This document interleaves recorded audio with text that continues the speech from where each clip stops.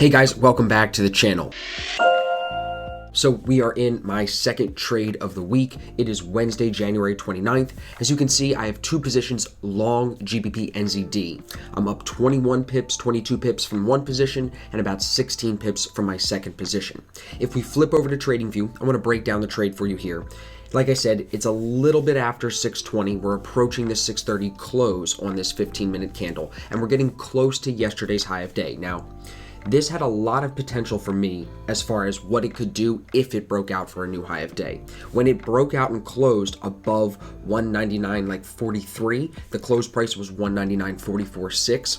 Once it closed there, that was the entry signal since it was breaking for a new high of day, coming off solid EMAs, coming through that 8 and 21 EMA, which we like to see, and it was in an overall uptrend basically since last night. You see prices slowly been rising, making higher lows. TDI kind of confirmed that long bias as well. Now, as we're pulling down in this 15-minute candle, that's not going to scare me because I know that we have a little resistance up here at 199.79, which is yesterday's high.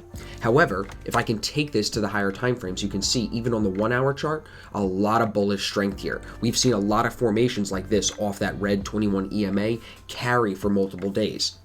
Especially with the TDI here in that buying position, that kind of confirms this 1-hour idea, which helps the trade. If you come to the 4-hour, same kind of thing. This coming off the 8 EMA, we've seen even back here, look how many days it rode off the 8 EMA. So what if we're in the early stages of one of those moves potentially? So we're going to keep our eye on all the time frames, but again, the entry really coming from the 15-minute breakout for a new high of day, confirmed with the A1 formation on the shorter time frames. This is the bread and butter stuff that we teach in the beginner course. So if you don't know how to identify potential risk reward setups with a precise entry and precise exit signal, you should consider taking our beginner course. I put a link down in the description of this video for you to find out more information on that. That's going to show you exactly how I'm measuring the stop loss, measuring the risk, and then knowing how much potential reward I could go get as well. And after I measure that, that's how I'm able to say, okay, this trade is a B setup. I know my risk reward is 2 to 1, 3 to 1, whatever it is. I'm going to hit it with the appropriate size that my plan calls for and let the trade do its thing. So here, with the breakout for a new high of day, with the only thing above us being yesterday's high, if we can get above yesterday's high, we could see this thing go max ADR, which is 145 pips over the last 5 days. So it's got a lot of space to move. And it's early. It's only 6:30. I'm still in my my sweatshirt. We're just kind of chilling out here, taking our time with our trade, picking and choosing the trades that we're looking at. I was also watching GbpJPY. I was also watching hereunder from last night when we were trading this thing yesterday. You saw that video already. So here, that kind of catching the move higher off that zone I was buying it at yesterday.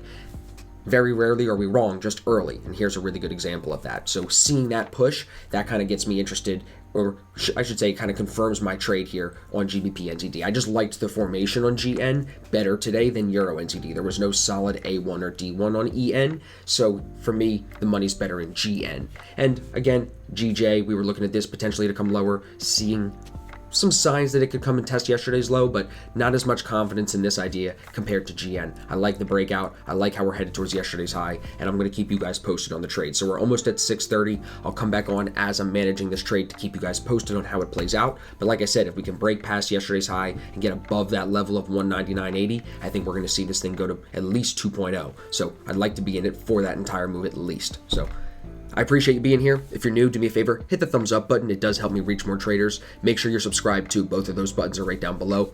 And I will be back on in a little bit to update you guys on this trade. All right, guys, it is 10:22. I just got stopped on the remaining piece of the trade that I had. As you can see, it pinned down to the open price of the entry candle. That's where I had my stop loss, as I always do, and it got me. We're starting to get some volatility here as we get into the end of the New York session, into the kind of afternoon hours where I think things do start to slow down. So being out of the trade here, I did take a little bit off in that second push, but I didn't get as much as I could have. And honestly, I was looking for at least 2R out of this thing, and I didn't get it. I fell just about 5 or 6 pips short of 2R. And on a setup like this, I was expecting at least 2R. So nothing we can do from it now. I think the best thing we can do is analyze, come back tomorrow, and just keep finding one good trade after one good trade after one good trade. Here, the swapping TDI was definitely something that we took into account when taking the trade. The divergence on top from the previous day definitely being something that we knew we had an issue with. You can see that price zone all week this week has been an area of resistance that we haven't been able to break through. So taking that all into account, didn't hit it with a lot of size, and I still managed to pull a little bit of profit off of this thing as it pumped higher.